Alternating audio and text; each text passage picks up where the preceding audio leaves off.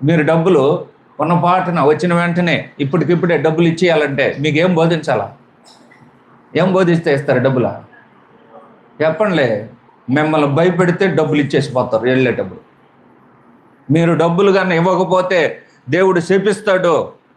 దేవుడు నాకు చెప్పాడు, మీరు డబ్బులు ఇవ్వడం లేదట, ఫలానా పేరు, ఫలానా బ్రదర్ మీరు దేవునికి కానుక ఇవ్వలేదట, సిస్టర్ మీరు దేవునికి కానుక ఇవ్వలేదట, మరి అది ఎలాగ బ్యాలెన్స్ ఉంది?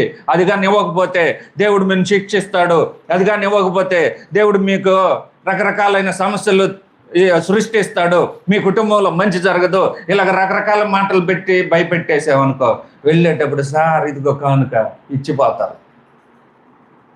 కాబట్టి నా మాటలు మీకేం కలుగు చేసింది? నా మాటలు మీకు ఏం కలుగు చేసిందంటే భయం కలుగు చేసింది. ఆ భయంలో నుంచి వచ్చిందే డబ్బు. వీళ్ళు అలాగ చేస్తున్నారట, డబ్బు కోసం